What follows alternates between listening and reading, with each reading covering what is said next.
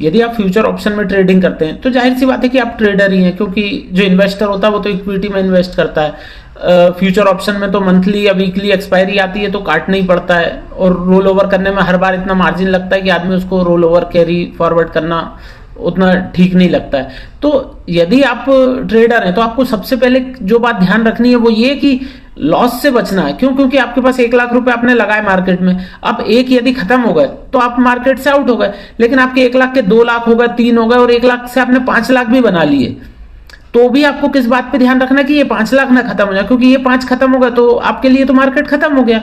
लेकिन आप 5,00,000 के 50,00,000 कर लें, कोई दिक्कत नहीं, 1 करोड़ कर लें, कोई दिक्कत, वो तो बढ़ते में तो किसी को कोई दिक्कत है नहीं, कितना ही बढ़ जाए अच्छे से करते रहेंगे ट्रेडिंग, लेकिन खत्म नहीं होना चाहिए। इसलिए हमेशा मार्केट में इस बात पे ध्यान देना कि मेन कैपिटल खत्म नहीं होना चाहिए।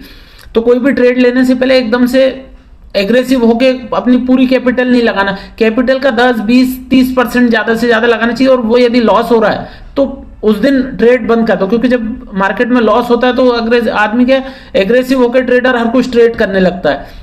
आप देखना प्रॉफिट का सौदा काटोगे तो 2 घंटे तक भी कोई सौदा नहीं लो, कोई दिक्कत, लेकिन आपका लॉस का सौदा कटता है तो आप 10-15 मिनट के अंदर ही दूसरा कुछ ना कुछ सोचते हो कि मैं ये ले लूं, इससे कवर कर लेता हूं। इसलिए हमेशा ध्यान रखना कि मार्केट में कैपिटल बचा के रखना है।